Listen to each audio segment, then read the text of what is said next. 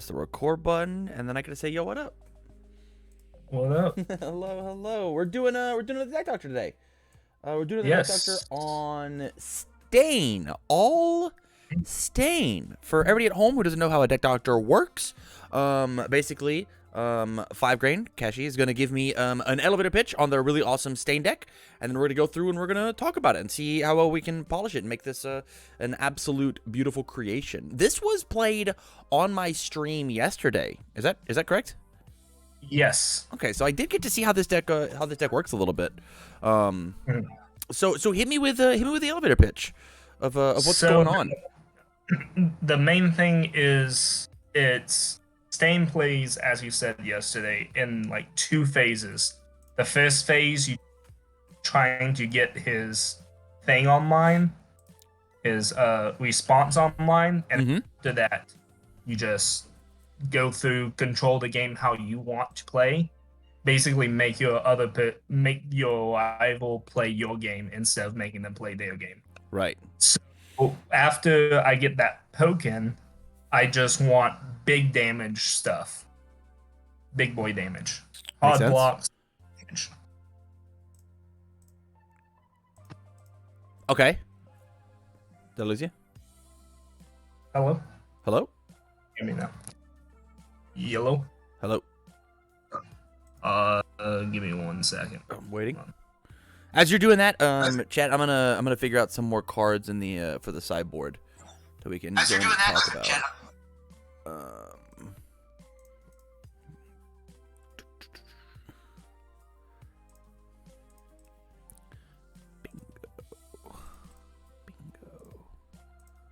Bingo. Love that one. Hello? I love this one. Hello. Okay, cool. Did I lose you? Yeah, you lost me for a second, but we'll get in there.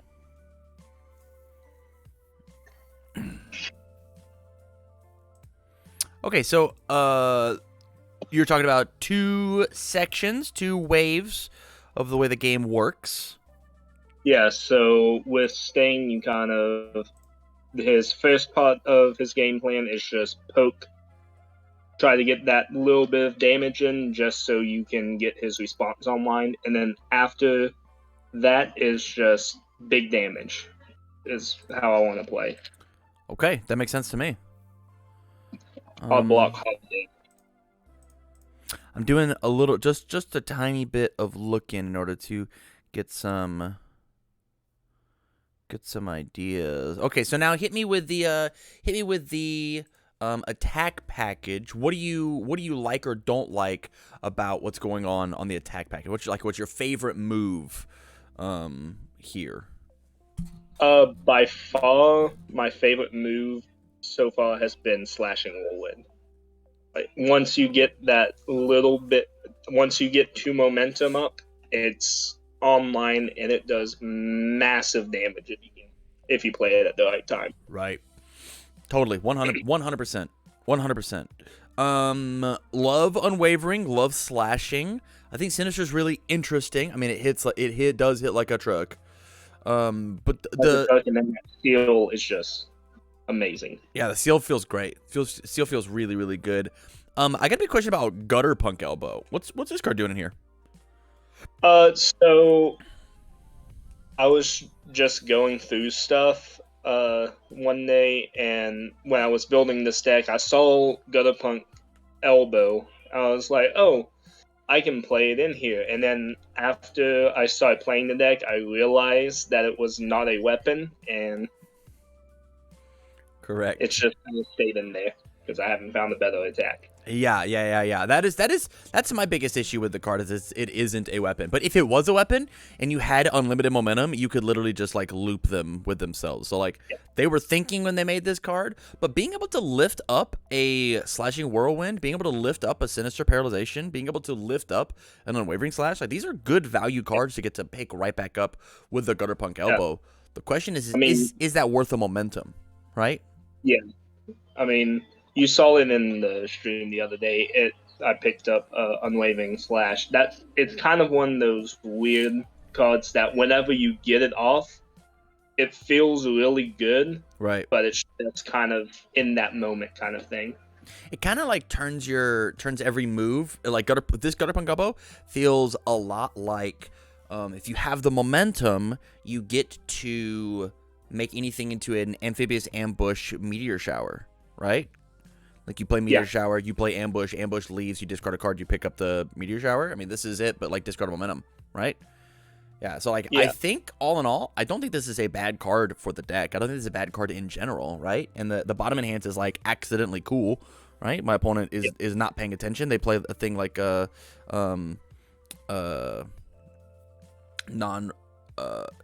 non-character ability Rebel Places enhanced step. I mean, that's like any responses, whatever. Like that's sick. If their character is committed or they've already used it, then it's just like an enhanced step there. Yeah. It does cancel the thing, and so they technically played the ability, right? And so you can't just be like, oh, you played it and it was canceled, and I'll pass. We'll go to blocks. Like it's just like it misses it, unless it says they have to skip their next one, which that card's incredibly strong. But let's talk about now the assets and actions. Obviously, you're playing a bunch of assets, right? Quick create, box full of babies. What's up with box? What's going on here?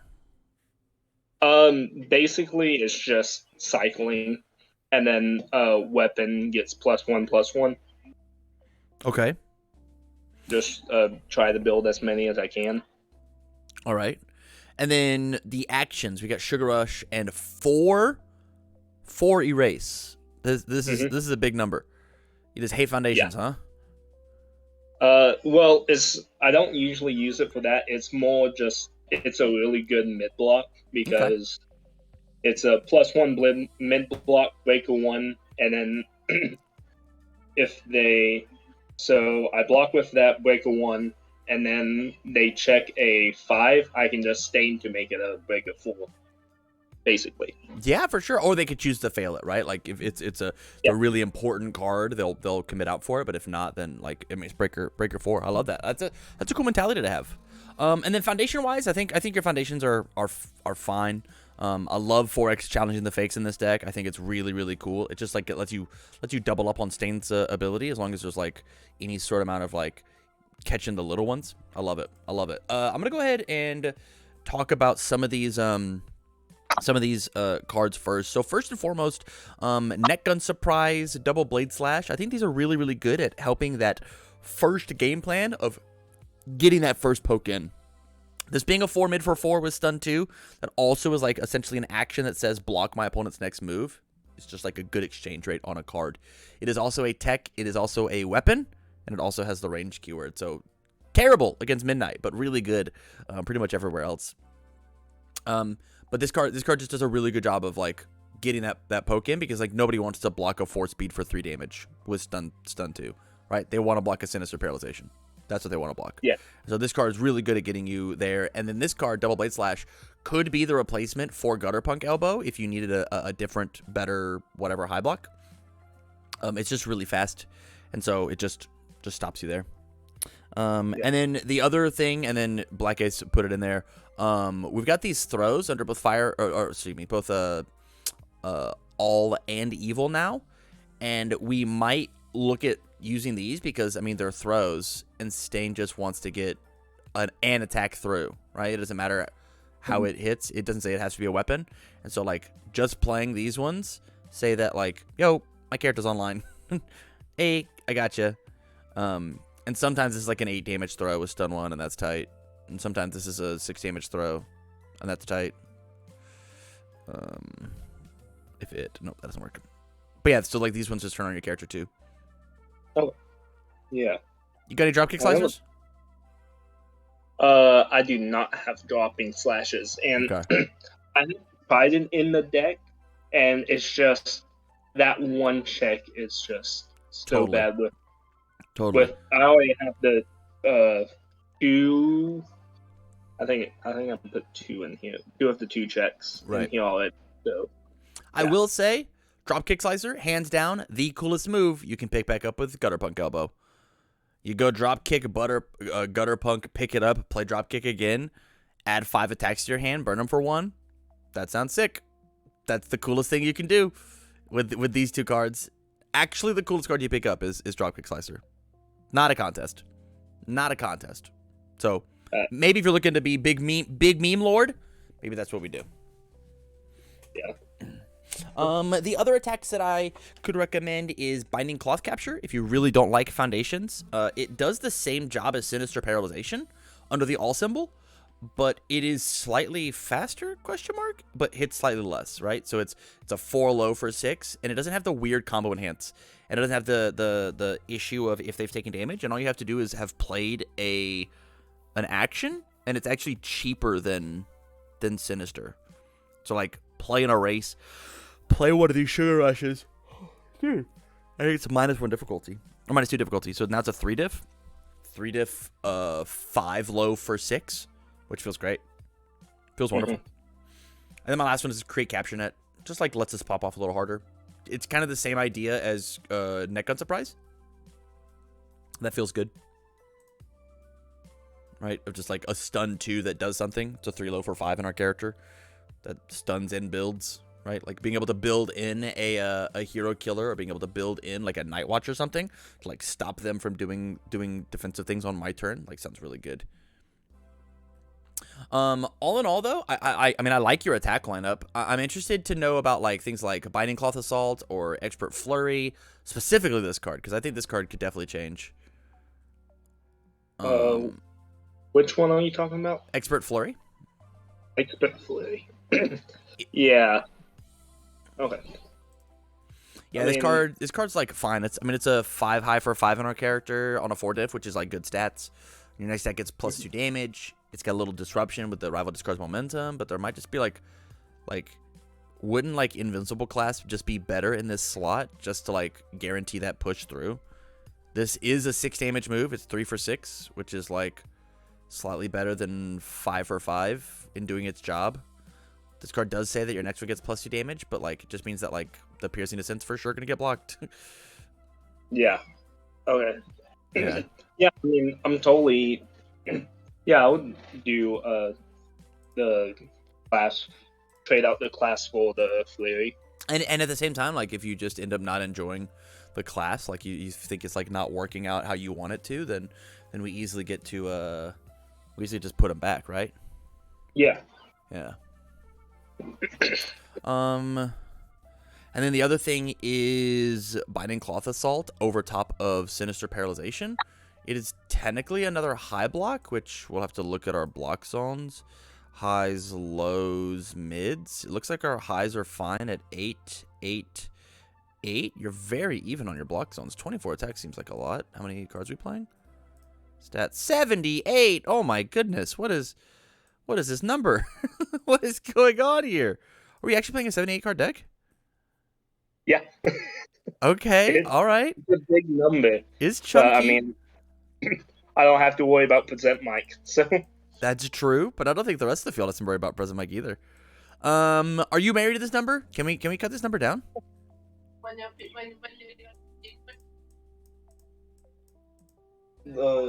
Saturday. Not Saturday.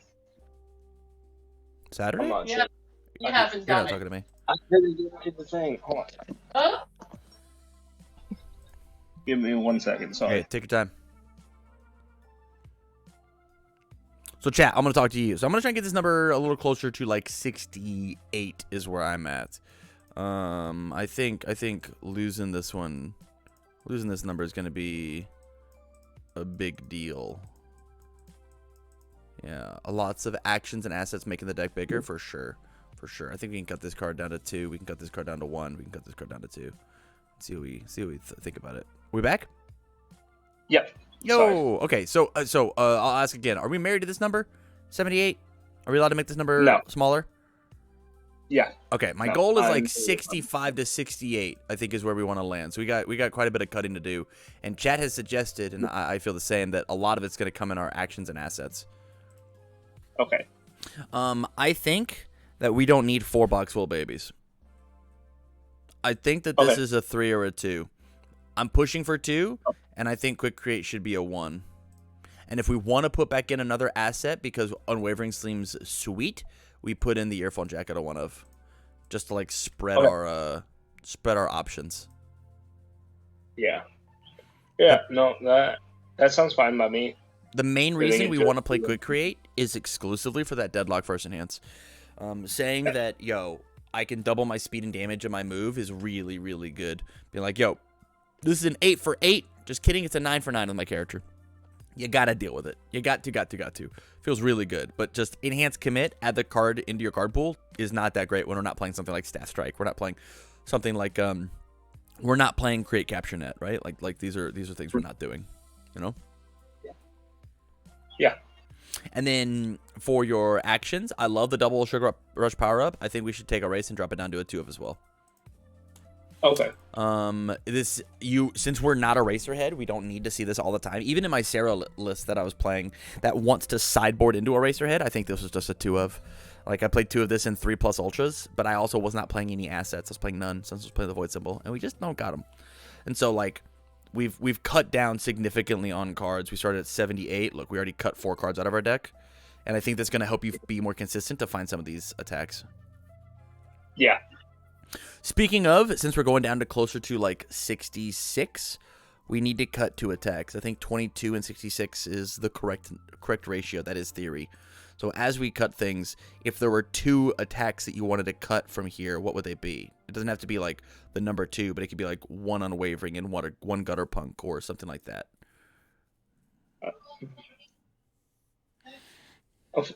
My personal opinion would probably be 1 Binding Cloth Assault and then 1 Gutter Punk. So 1 Assault, 1 Gutter Punk, make them cute 1-ofs? Yep. I love that. That's tight. The main reason why I'm thinking Gutter Punk Elbow is just mind games. Say I check Gutter Punk Elbow, Yeah. I could have another one, or I could have more, and then you gotta worry about me picking up a Wavering or another Piercing Descent. Yeah, it makes sense to me. I love that. Okay, so now let's talk about our foundations. I'm going to click on the difficulty here. So it looks like spam-wise, we're looking pretty good. 4, 10, 13, 17, 20? 20 spam foundations? That's great. Oh, I didn't mean to click on Zoom. This is a great number. Are there any other spam foundations that we're missing? Things like celebrity status? That's literally it. That's the only one that I picked out. Okay, interesting. Yep. So from here, we need to take out some of these 2 diffs, I think. I think the 2 diffs are where we're at. How do you feel about staggering positivity as a card?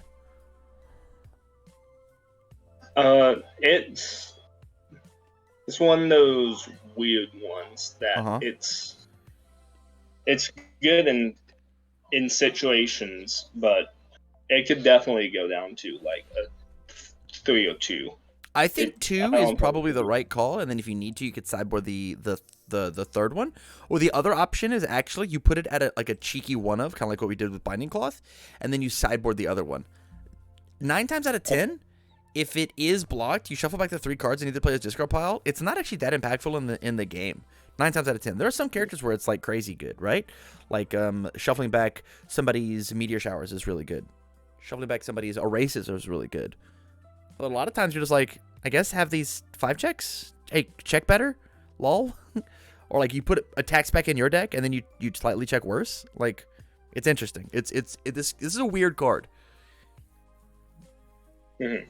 I just don't think it deserves the 2/4 high block, right? But it does like hose some strategies. So like throwing 5 of it or 4 of it into a deck all willy nilly. Like the reason we don't do that because of how good the card is because it is a 4 check, right? Yeah. Yeah. I love the double Night Watch, but because we've cut down on some of our actions, I think we actually should cut this to a 1-of. Yeah. Yeah. If we were playing 5 or more actions, I totally think 2 is the right number. But I think 1 is totally fine. Let's see what number we're at. We're at 68. It means we get 2 more cards we get to cut to put us to theory, and that's without putting any of these other bonus cards in. Advice for winners. How you feel about it? I actually like it a lot, especially since Stain's more of an aggressive deck. So if I check those 3s, I can just know and then do it again. So my personal opinion is I think this is the card to go. And I think it should go down to a 1 of. I think it's really neat and nice to have, but I don't think it is actually what's going to win you the game. As funny as the name is, I don't think this is what's going to get you there. And then this is like perfect sideboard fodder of like, take this card out of my deck. It doesn't actually do anything proactively. It's all reactive, and then put something impactful in to either help my flow or disrupt my opponent.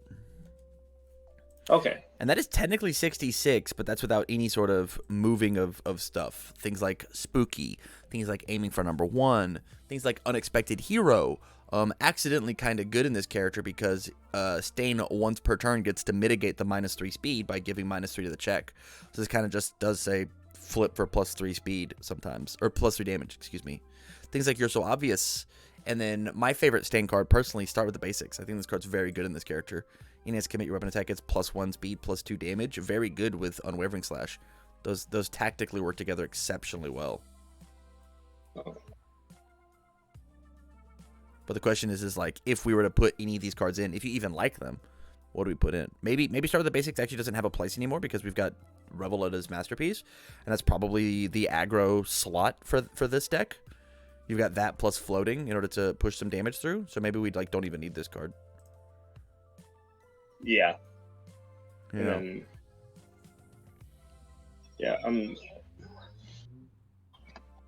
What? Remind me again. What does Aiming for 1 do? Aiming for Number 1, it says if your opponent draws a card, you can commit it, and they have to discard a card. And then response remove, after a rival has any cards in their hand, you get to draw 2 cards.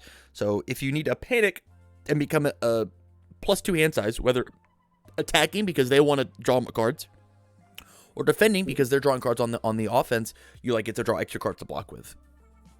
Or if they're trying to just outplus you, right, by using things, as you number of cards in their hand due to their non-character effect. If they use Desperate for Mainstream Success and they get it, they have to discard a card, which is not a card they get to play on their turn. It's not a card they get to attack with. It's not a card they get to block with on your turn. It's just like, enhance, commit, no, knock it off. I think this card is neat. This card is a really easy mainboard slot for a lot of these set 2 characters, and then instantly gets sided out. I don't know if it needs to be in the deck, specifically because we're playing 2 checks, but if we do end up taking out these Sinister Playerizations for something else, I think Aiming is a good slot. Oh, excuse me. It's a good slot to push in. Yeah. I mean, I would definitely probably take something out for number 1 because that sounds like a good thing. I'm not 100% sure what could be taken out. I mean, my personal opinion is probably something like Staggering.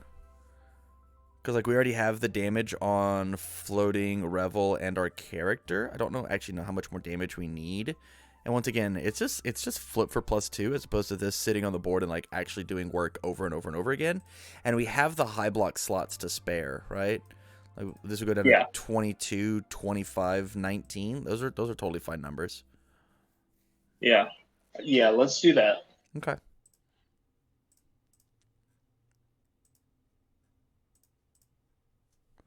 Then we'll hit the big refresh.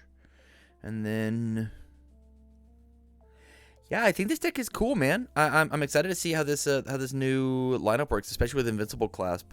The big thing is it doesn't combo with your weapon stuff, right? It's there specifically for the first half of the game. Get that poke in, start us up. It feels a lot like a Zero Gravity Lift, right? Or on turn 2, turn 3, use Zero Gravity Lift to get your later combos live. I mean, that's just getting your character turned on, getting your character online. Feels good. Or you could be Gutter Punk Elbows, like a 5 mid for 5 that they have to deal with on turn 2 into an Invincible Clasp. That's a 3 damage move. Even if you don't lose the 2 health, yo, it's 3 damage. You want to block it? No? Okay, I'm in. Right? Can you even block it? That's the big question. Yeah. Yeah. Is there anything in here that you absolutely hate? Absolutely can't stand? No. Okay. All right, then. Then I think this is a successful deck, Doctor. Thank you for the support on Patreon. Don't leave the call yet as I end the video, and I'll shoot you the list over. With that said, man, any final thoughts? No. Can't think of anything. Okay. All right, we'll catch you next time, okay? Peace. All right, awesome. Thank you.